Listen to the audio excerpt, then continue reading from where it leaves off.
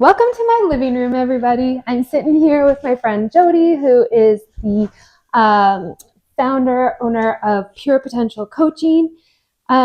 We are discussing how busy professionals can take care of themselves, and sometimes how hard it is for us to take care of ourselves. Right? Definitely. I lost my questions. Here we go. So, Jody, you work with high-performing people every day. What's the number one thing they're getting wrong about self-care? Okay. So first of all, I will never tell my high performer they're getting anything wrong. That might not go over well. But here's what they can do to feel better in their lives pursuing all of their passions is put themselves first. Yeah. So they're likely second to their business plan, their business mission, their goals. Not even second, probably not on the radar. So I think that the first step is just acknowledging that you need a space on your priorities, and then we can start from there. Yeah, it's a good start. How do you help clients shift from that I don't have time to actually making time? Because while I've worked with you, um, all of a sudden I was resistant to meal plan to like loving the meal plan. And Jody was very gracefully put it in front of me, kind of like without me even knowing. So, how do you help your clients shift from that busy mindset to actually making time and putting themselves first in their priority list? Yeah. So I'm never afraid of people telling me they're too busy because none of us are. So I hear that, that's fine. What I really hear is I just haven't made it a priority yet. And so it's not a scary thing for me. It is just now, how do we systematically adopt some new habits and allow the fact that it's not all going to happen overnight? You know, it's years in the making to recreate a lifestyle. You don't have to overhaul everything, and it's often not wise to do that. That would feel confronting, and you'd probably stop. But little by little, adopting habits. Oftentimes, I have people stack habits so that it doesn't feel so icky and scary. Most of the things that I'm going to have people do are awesome. They actually love doing them. What feels off and confronting and challenging is that it's different. Right. So, I feel like, speaking from personal experience, some of my resistance comes from I already have all of these things on my to-do list. That's really I don't fair. want to add any more to my to-do list. But what Jody taught me was that actually I can take things off of my to-do list or make my to-do list easier because I've taken some time to prioritize. I need exercise, I need food, I need to breathe, and then everything I can work through everything more efficiently and full-heartedly too, not at half-mast. Yeah.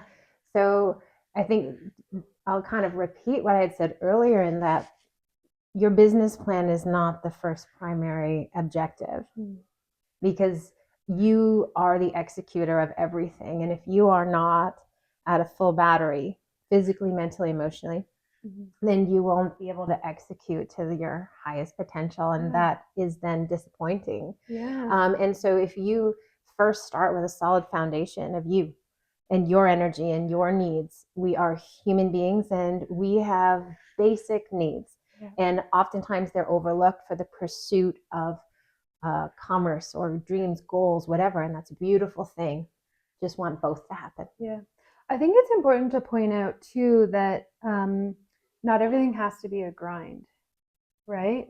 Like we can get through our busy lives and actually enjoy what we're doing. It doesn't have to be this, everything's a grind and I'm going to keep going. And like, you taught me too to like also respect my energy cycles. So like some days I'm going to have more energy. So okay, go do a PR, so like a personal record for lifting weights, or push yourself harder on a bike ride or something like, or just go and stretch and breathe if that's what your body needs today. Yeah. So I think that noticing yourself is probably it's the first step, right? It's like, what do I need so that I can execute at this high level that I want to, and makes me feel really proud and vibrant and available. And so I think that energetic response is really based out of you setting some habits that are on repeat, just the little things that will make a huge difference, like going to bed on time. Yeah. Right? Yeah. Amazing how many people just don't realize what a difference they'll feel energetically with that one step. And these are little habits introduced over time, and allow for your energy to be more stable, and for you to be more aware of what you need. I kind of mumbled there. Yeah, no, it's good. Okay. It's perfect. It's also too, like, we have so many conversations, but even just that reminds me of like not setting the bar so high so that it's not manageable and sustainable every day. And I know I got caught in that trap. Okay, I'm going to do this, and I'm going to, work out for 45 minutes twice every day, like 75 hard type of thing. Where now it's been like, let's find the little things that even on your worst day you can still accomplish and feel good about. Definitely. Right. I think the thing that might be most misconceived is that working with a coach is not going to actually be more work. My hope, and often my result, is helping people have more time. So by putting in smart systems into your life, and taking a lot of decisions off your day-to-day life, taking a lot of the work out of your day-to-day life, and having that focused approach to your day, really does solve a lot of problems. Yeah. Well, you said it to me. I get one of my coaching moments with Jody was like, Melissa, you get to design your life every day.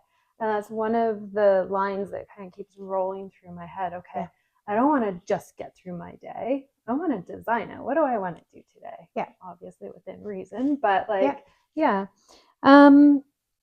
Okay, so for someone who's constantly in service to others, because that's a big energy output for you, and the time and thoughtfulness that you put into each one of your clients and your friends and everything is a lot, and it's amazing and it's awe-inspiring.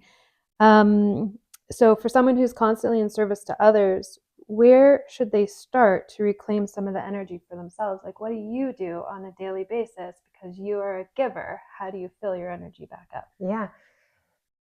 I do exactly what I ask everyone else to do. I take really good care of myself. And these aren't big things. These are very small things. Making sure that I get enough sleep, making sure that I give energy well, not too much, just the right amount, and that I take time to recover. So have some purposeful space in between when I have to be energetically on with my clients or my family or another obligation that I might have. And I'm very strategic about that.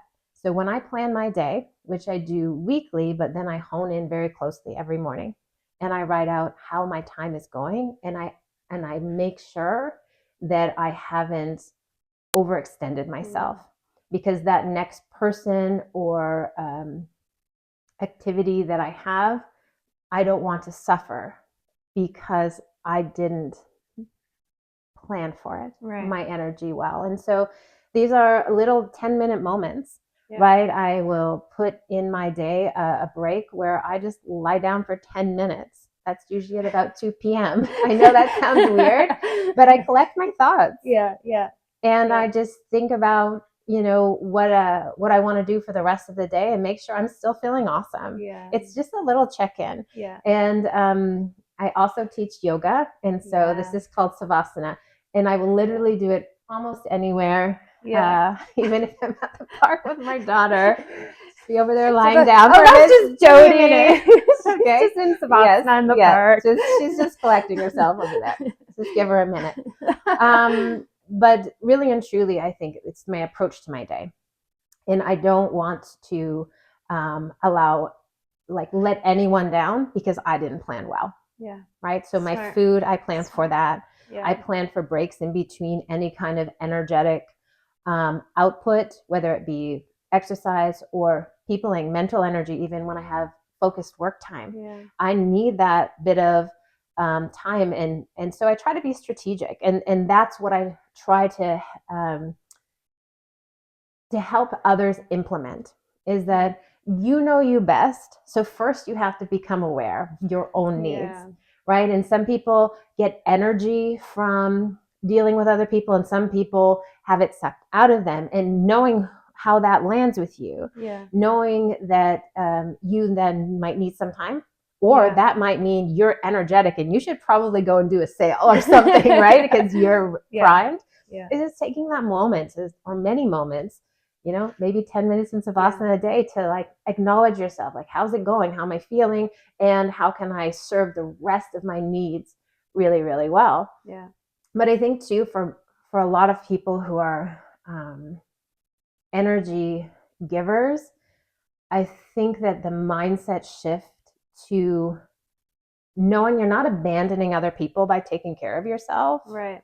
That's a tough one. That's a really tough one, because even when I go to yoga, sometimes in the middle of the day, if I've scheduled something, because that's where it'll only fit, I'll be laying there going, oh my God, I gotta go and do this. Totally. Okay, take a breath. No. And then my brain goes, oh my God, okay, I've got to do this email when I get out, and I've got to text this person. And what if they're trying to get a hold of me right now and I'm here? So that's a huge internal battle. Exactly. That's exactly the mindset shift that should happen for you, is you saying, I'm doing this so that I can show up fully for everyone else. Because if I don't, fill up my battery here, I'm not going to be as whole and as vibrant and as prepared and focused. And so that is a really important mindset shift. It's you're not letting everyone down by taking care of yourself. You are actually making sure that you are whole and ready.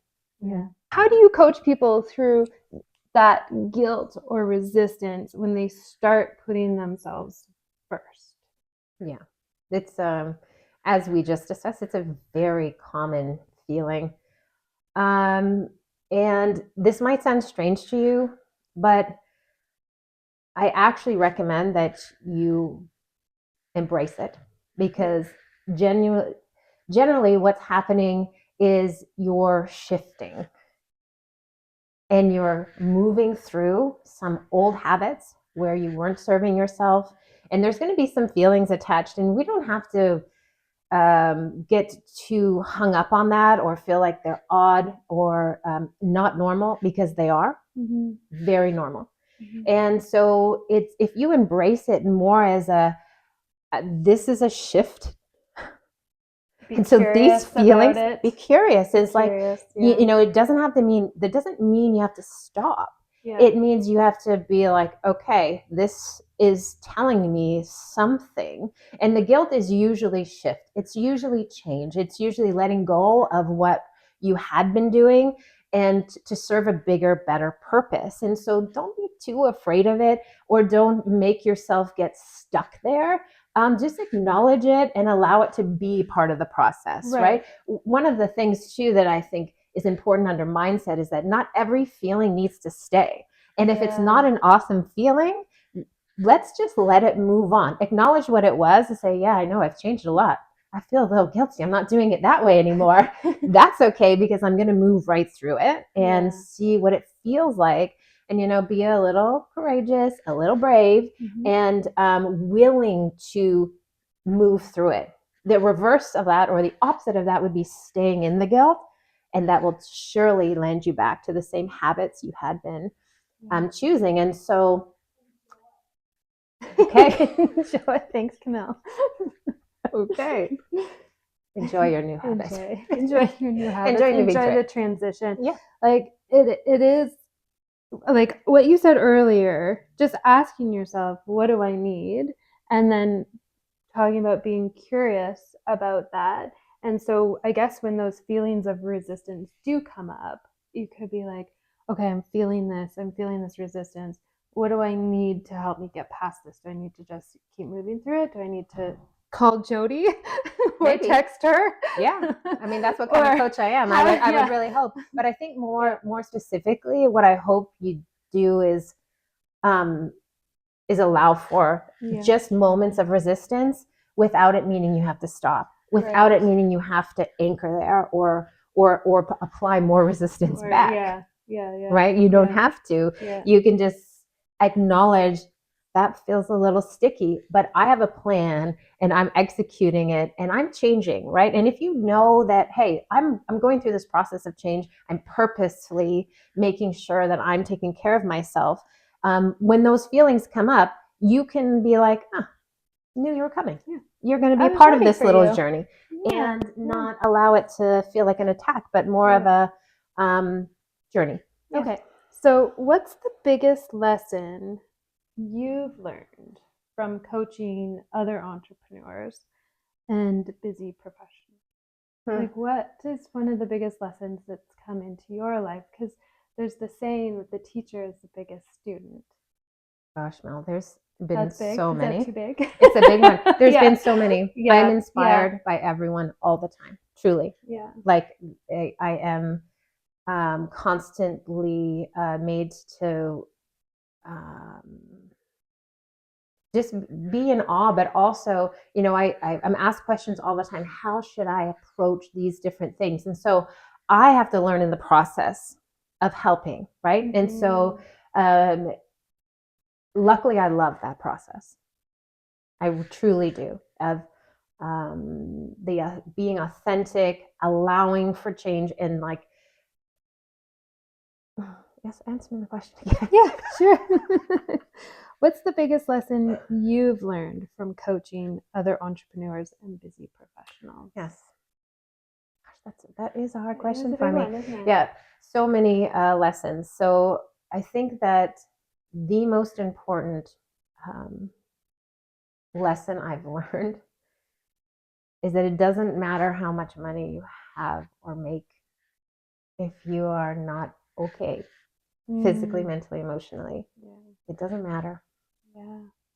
And I have clients who are, by all standards, so very successful and but struggling in so many ways and can't see the joy of all they have produced yet.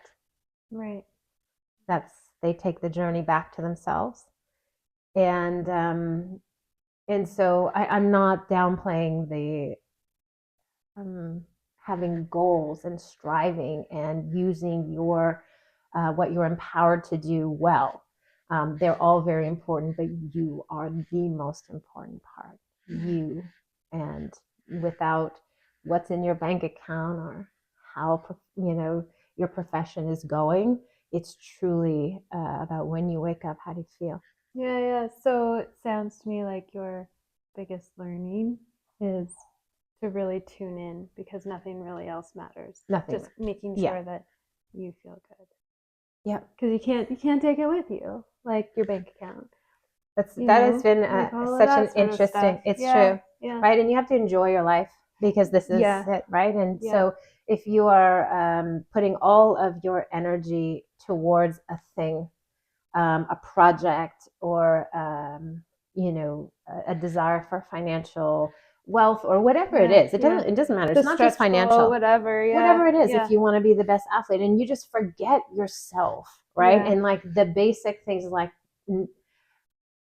I would say that every single one of my clients across the board all comes down to that one foundation that is truly coming back to themselves, being able to look in the mirror, look in their own eyes, and know who they're looking at, right? And taking that moment to really enjoy their life all the time, right? And not thinking that their day has to be hard. has to be a grind. There is a true belief that in high producing people that it's almost like they've glorified, right, this overworking. And I love to just see them come back to who they are and what actually matters to them. Everything just gets better from there. Yeah. Right? When they get more focused, when they have less decision fatigue, when they have less fatigue, in general. And so I would say that's it. That's the one. That's a good one. That's a big one, though. Yeah, it's a big lesson. So if someone's watching this and feeling overwhelmed about their life, their career, both, all of it, what's the one thing you want them to hear right now? I think the one thing I would say is that you're not late. And that's a good one. I like that. Yeah. And now's a great time. And if you're realizing that things aren't balanced in your life and that you are not on your priority list, then today's the great day to do one thing, whatever that is. Take care of yourself. And so it's never too late. Your potential is there to conquer every part of you, so your goals can happen and your health can too. Aww. You're amazing. Oh, thanks. I love you. I love you too. So is there anything else you want to add? I think one of the things that I didn't get a chance to say strongly was about how working with a lifestyle coach really does free up your time and give you back time by prioritizing your needs. Isn't another job. It's actually going to take off a lot of your jobs. So thinking about what your system should be so that you're effectively taking care of yourself, and how should you eat, and all of these things becomes much easier when you have a coach. These are the things you have to do every day, no matter what. So I agree with that. Like, I find the one of the biggest values, I don't know value, one of the biggest reasons why you help me with all of these things is because when I am overthinking things like, oh, should I eat this? Should I do this? What about this exercise plan? Do you think this looks good? I've been able to send that off to you and just get you're an amazing sounding board, and you've brought me back from overcomplicating things or going too far. So I think that high performers are just that. And so they're going to want to maximize their output and find the best, most current, coolest way to do everything. And so I'm just that. I listen and I say, okay, let's go back to the foundation.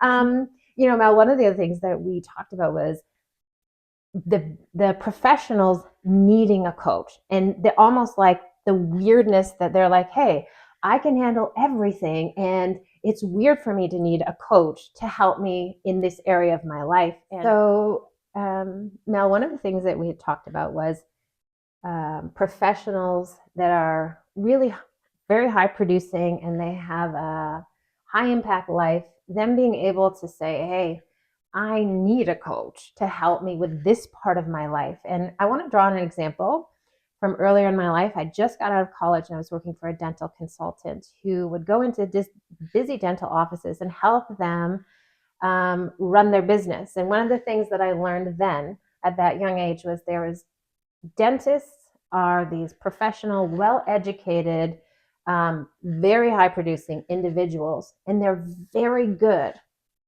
at their trade. They don't know how to run a business.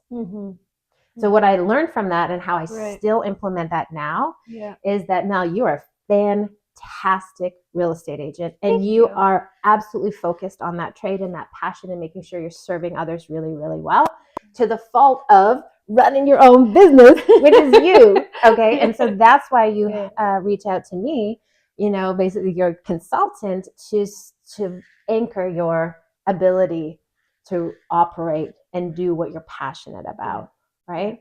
And so that's the goal, is like, I want to focus on what I'm passionate about and bringing value to my clients. And how do I keep the foundation of me really solid so that I can do that? You have helped me leaps and heaps and bounds through that. Like, I can't even believe. Yeah, it's been amazing. Like, I'm in shock some days at like my meal plan, you guys. Like, seriously. We're going into week 8 or something of when you very sneakily got me onto one. But just, you know what, Mel, like that's a really interesting point. And so what Mel's talking about is she had resistance at first to wanting a meal plan. I heard her out and I took baby steps, and I allowed for a really loose meal plan where I didn't itemize her meals. I just sort of said, here's the yes foods, please eat about this amount. And that really worked for you for a time. Mel's really busy and wants to do a lot in her day. So for her, making a decision 3 to 5 times a day about what she's going to eat, just not effective use of her time. And so she showed up at my house for a check-in, and I sneakily handed her this meal. I was like, check this binder out. There's a pretty binder. What do you think? Yeah, I remember you're like, hey, you just look at this. Let me know what you think. I'm like, oh, this looks really good. Oh, right. I think I'll try this. And so from there, the story is beautiful. She executed it, realized, oh my gosh, I don't have to think about this. I can pre-plan this 1, maybe 2 days a week, and execute on it, and done. And now I can focus on everything else that I want to accomplish. And that is repeated amongst all the other habits. And you're about to start the 6-week challenge. And that is a habit-focused challenge. That is really you deciding for 42 days to show up to these little things and plan them effectively, so you're not making decisions every day. And I think that is the most valuable part for anyone with a busy lifestyle, is just tell me what to do, because I have enough jobs already. And so my service is basically saying, here, I'm going to show you how to live a healthy lifestyle. Just show up. Do it like this. Okay. Perfect. And you're like, okay, thank you. I can do this. And then take the journey, It's not one dimensional. There's so many parts to being human and keeping it working, being flexible, being willing to pivot when all of a sudden a client wants to do an offer at midnight and your bedtime is at 9:30. Obviously there's always room in a healthy lifestyle for pivoting as gracefully as you can, and then just getting right back at it. No regret, no remorse. And that's the thing too, is like, I'm a recovering perfectionist. So what working with Jody has taught me is that, okay, so that day didn't go as I planned.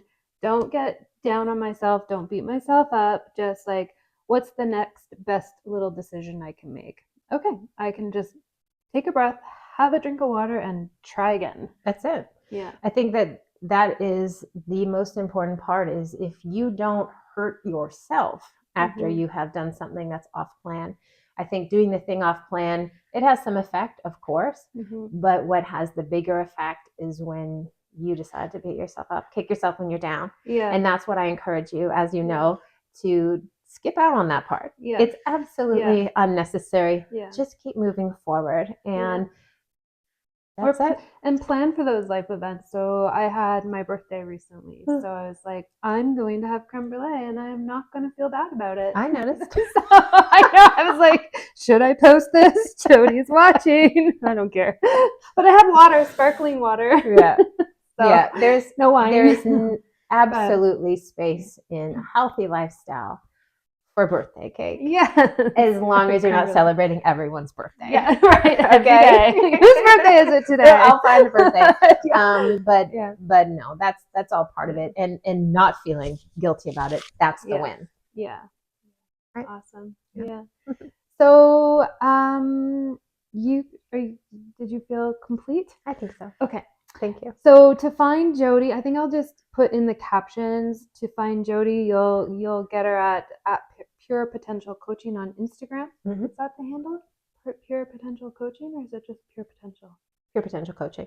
Pure Potential Coaching on Instagram. I'll also drop all of her information in the comments and description below, so you'll be able to get her. And I highly 10-star recommend her for all things life coaching. Thank you very much. She's a very good friend too. Yeah. It's weird, and I don't know. I'm mumbling again. I really want to say this part though. Let me get it right. You will. Take 13. Okay.